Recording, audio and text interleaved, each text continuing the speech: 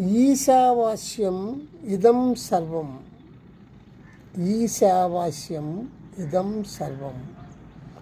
ఈశావాస్య దైవముతో నిండినది. ఇదం సర్వం ఇదంతా. విశ్వంలో ఉన్న ప్రతిదీ దైవంతో నిండి ఉంది. అంతటా చైతన్యమే, శుద్ధ చైతన్యమే, అంతటా ఆత్మయే. దేవుడు సర్వవ్యాపి, సర్వోన్నత భగవంతుడు ప్రతి చోట ఉన్నాడు. నీవు ఆత్మజ్ఞానివైతే నామరూపాలను త్యజించి ప్రతి జీవిలోనూ ఆత్మనే గుర్తిస్తావు.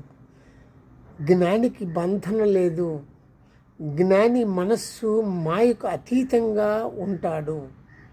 జ్ఞాని కర్మ చేయకపోయినా చేసిన దాని ఫలితం పట్ల ఆసక్తి కనపరచడు. ఆసక్తి అసలే లేనివాడు. ఇది మీరందరూ గుర్తించాలి. మీరు ఆత్మజ్ఞానులైనప్పుడు ఇలాంటివి జరుగుతాయి. కర్మబంధనమే లేదు.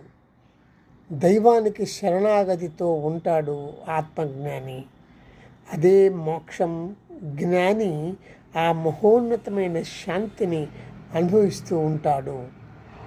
నీవు జ్ఞానివని గుర్తించు. ధన్యవాదాలు.